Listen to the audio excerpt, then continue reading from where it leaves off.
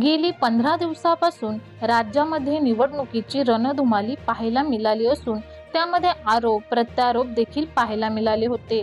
त्यामुळे राजकीय वातावरण देखील तापलं होतं।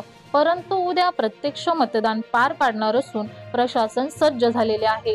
विधानसभा सार्वत्रिक निवडणूक 2024 साठी कर्जतमध्ये निवडणूक निर्णय अधिकारी यांनी 189 कर्जत विधानसभा मतदारसंघामध्ये मतदान पथक करिता साहित्य वितरण केंद्र कर्जत प्रशासकीय भवन येथे उभारले असून 365 मतदान केंद्रावर मतपेट्या पोच होणार आहेत।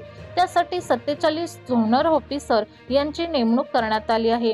तसेच 365 मतदान केंद्रावर 2190 कर्मचाऱ्यांची नेमणूक करण्यात आली आहे व यामध्ये पोलीस प्रशासन देखील सज्ज झाले आहे। कोणताही प्रकारचा अनुचित प्रकार घडू नये यासाठी चोख पोलीस बंदोबस्त देखील तैनात करण्यात आला आहे। मतपेट्या मतदान केंद्रावर पोहोचवण्यासाठी बसेसची व्यवस्था करण्यात आली आहे। आज सर्व मतदान केंद्रावर मतपेट्या पोहोचणार असून प्रत्यक्ष मतदान केंद्रावर मतदान घेण्यासाठी प्रशासन सज्ज झालेला आहे।